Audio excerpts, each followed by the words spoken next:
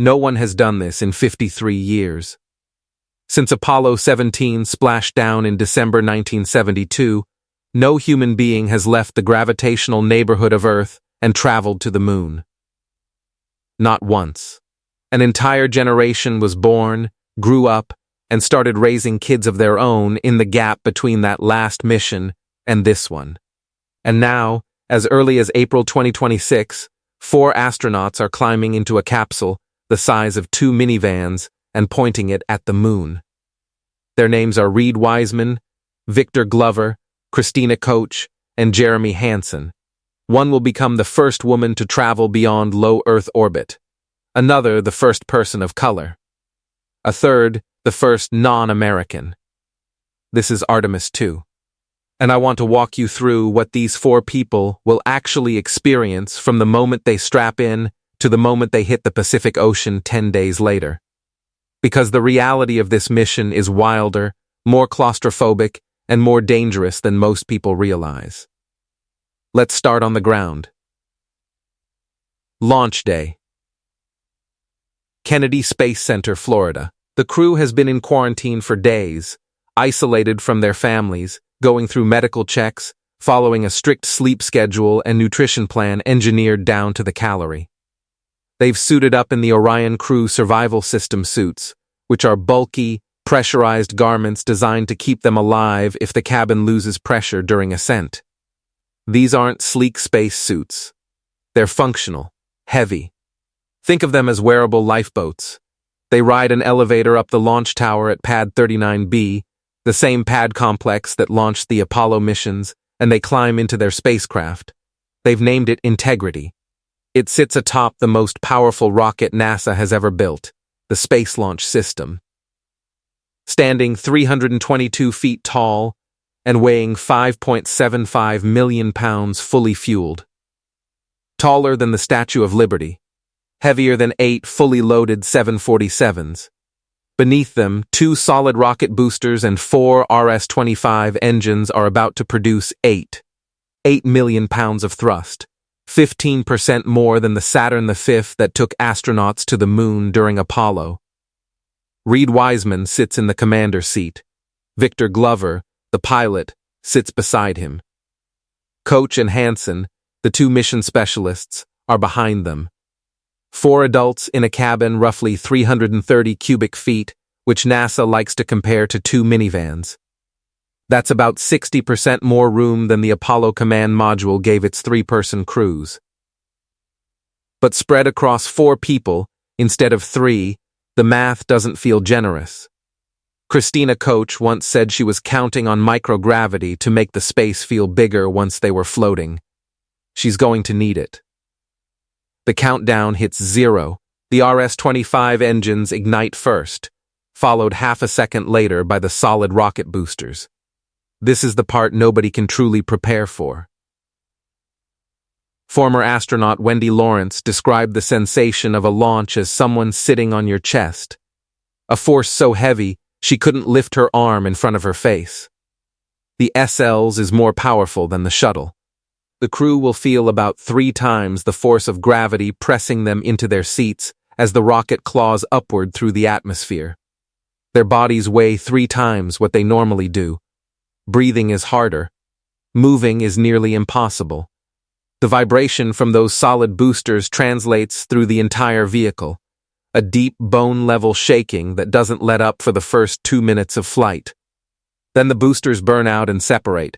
The ride smooths dramatically. The core stage continues to accelerate them, and about 8 minutes after launch, the main engines cut off. The silence is sudden. The pressure vanishes. Their arms float up from their laps. Pencils drift out of pockets. They're in orbit. For the first time, the crew of Artemis II can look out their windows and see the planet below. Orion has 4 windows, small but functional, and from their altitude, the curvature of the Earth is unmistakable. The thin blue line of the atmosphere, barely visible against the blackness of space, is the only thing separating 8 billion people from the vacuum. For the next several hours, the mission enters a careful verification phase. The crew and mission control go through every system on the spacecraft, checking life support, propulsion, navigation, communications, thermal control one by one, confirming that Orion is healthy enough for the trip ahead. Because once they commit to the moon, there's no space station to dock with, no rescue vehicle waiting in orbit. They're on their own. This is also where Artemis II becomes something genuinely new. Wiseman and Glover will actually fly Orion manually, taking direct control of the spacecraft to test its handling.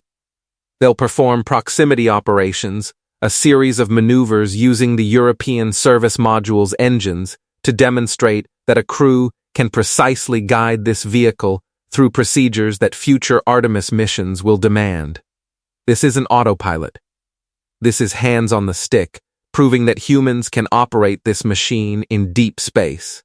The European Service Module, built by Airbus for the European Space Agency, is the workhorse bolted to Orion's back end.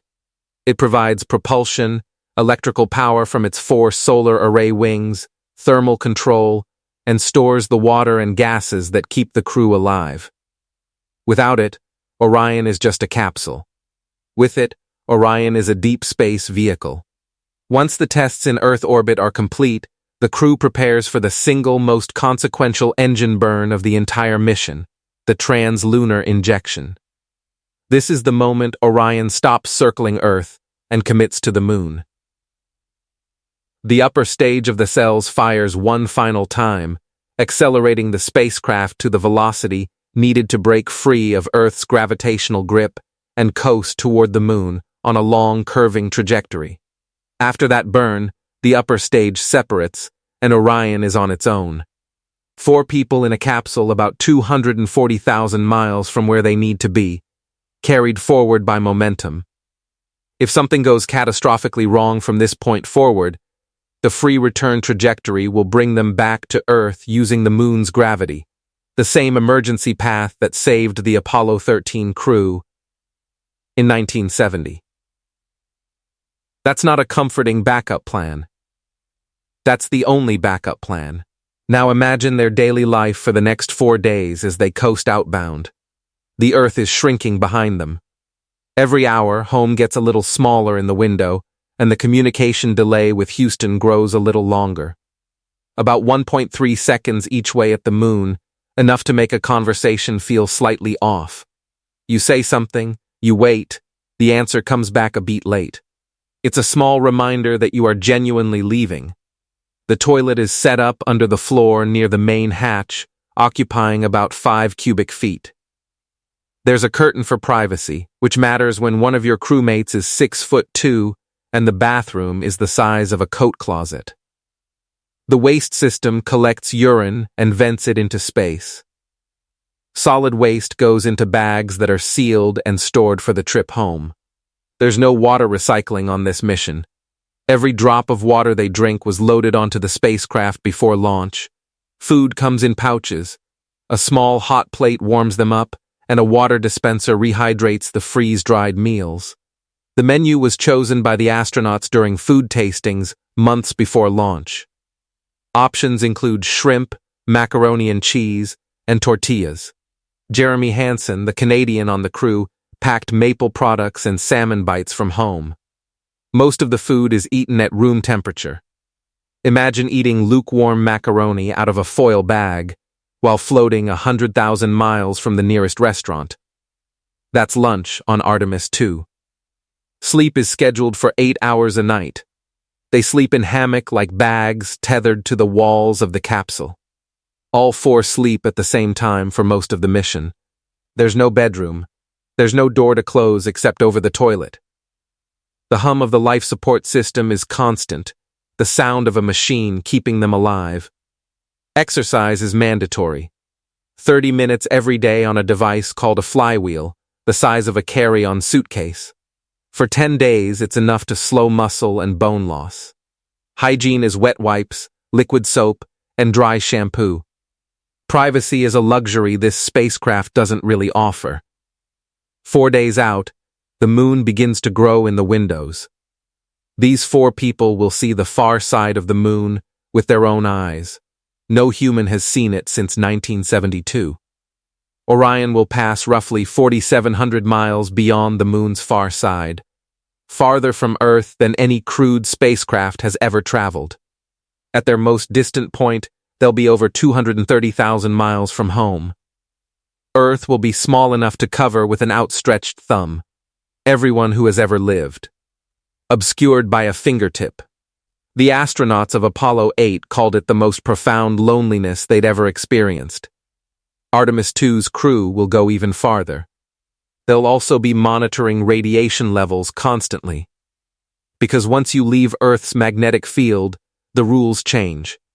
Galactic cosmic rays become real threats. Orion has shielded areas near the toilet where the crew can shelter during a solar particle event. That's the plan. If a major solar storm erupts while they're on the far side of the moon, they hunker down next to the bathroom and wait it out. After the lunar flyby, gravity swings Orion back toward Earth. The trip home takes roughly 4 to 5 days. As Earth grows larger in the windows, the crew prepares for re-entry. During the Artemis I uncrewed flight in 2022, Orion splashed down safely. But when engineers inspected the heat shield afterward, they found something disturbing.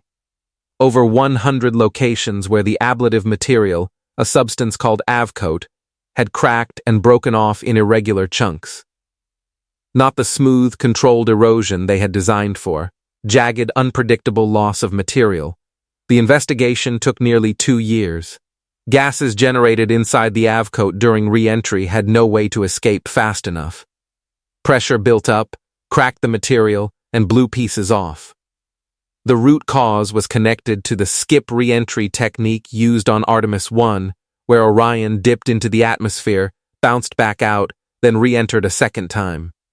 That pause let heat accumulate without proper ablation. For Artemis II, NASA kept the same avcoat. They did not redesign it. Instead, they changed the trajectory. A steeper, more direct path with no skip. One continuous descent from 40,000 kilometers per hour to splashdown. The trade-off is higher G-forces on the crew. Orion will hit the top of Earth's atmosphere at Mach 32. Air molecules compress into a sheath of superheated plasma, reaching 2,760 degrees Celsius, half the temperature of the sun's surface. A few inches of avcoat stand between the crew and incineration. Inside the capsule, the forces build. First a gentle tug, then a steady push, then a crushing weight. Breathing requires effort. The windows glow orange, then white. Communications black out. For a few minutes, the crew of Artemis II is completely alone. No voice from Houston. Just heat, pressure, and the sound of a spacecraft screaming through the atmosphere at a speed no human being has ever survived before. When the capsule slows below supersonic speeds, drogue parachutes deploy. Then 3 massive main chutes open above the Pacific Ocean near San Diego. Splashdown is hard. The capsule hits the ocean surface and bobs in the swells. Navy divers attach flotation collars. The hatch opens. 4 people breathe outdoor air for the first time in 10 days. Their legs feel weak. Their balance is off. Standing upright requires concentration as their inner ears recalibrate to a world where down means something again. 685,000 miles. The farthest any humans have traveled in over half a century, all of it inside a capsule the size of a minivan. That comparison captures the whole mission. We are sending 4 people farther from Earth than any human alive has ever been, in the space of a family car. They'll eat rehydrated shrimp from a pouch, sleep tethered to a wall, exercise with a glorified resistance band, clean themselves with wet wipes, and they'll stare out their windows at the far side of the moon, at Earth reduced to a blue dot, knowing that the only thing bringing them home is a heat shield that cracked the last time it was used. That's not a failure of engineering. That's the reality of exploration. We don't go to the moon because it's safe. We never did. Every crewed mission beyond Earth orbit is a bet. A calculated, meticulously planned bet that the engineering will hold, that the math is right, that the materials will do what the models say. Artemis II is that bet made with full knowledge of what went wrong last time and a conviction that the fix is good enough. 4 people are wagering their lives on it. They've seen the photos of the cracked heat shield. They've sat in the briefings. They've asked the hard questions. And they've decided to go anyway. Reid Wiseman, Victor Glover, Christina Koch, and Jeremy Hansen. They'll strap in, feel the engines ignite, and leave Earth behind for 10 days. When they come back, if the shield holds, if the parachutes deploy, if the ocean catches them right, they will have opened a door that's been closed since 1972. Not the door to the moon. We opened that a long time ago. The door to going back,